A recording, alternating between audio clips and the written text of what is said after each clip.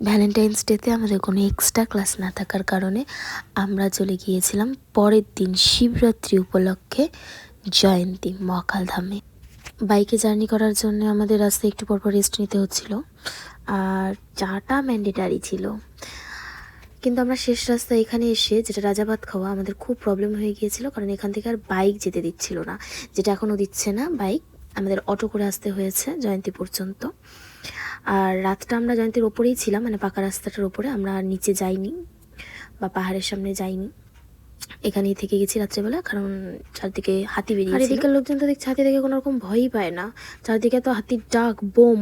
মানে আমাদের যে হোমস্টেটা তার পেছন দিয়ে হাতি ছিল, তো সেই কারণে আমরা আর বেরোইনি, সকালবেলা বেরোনোর ডিসিশন নিলাম আর সকালবেলা বেরিয়ে পড়েছিলাম।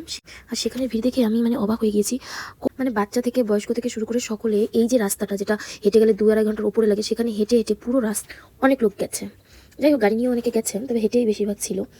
আর ভেতরে তো আরও অনেক কিছু আছে, সব কিছুই পরে ভিডিওতে দেখাবো। Bye, tata.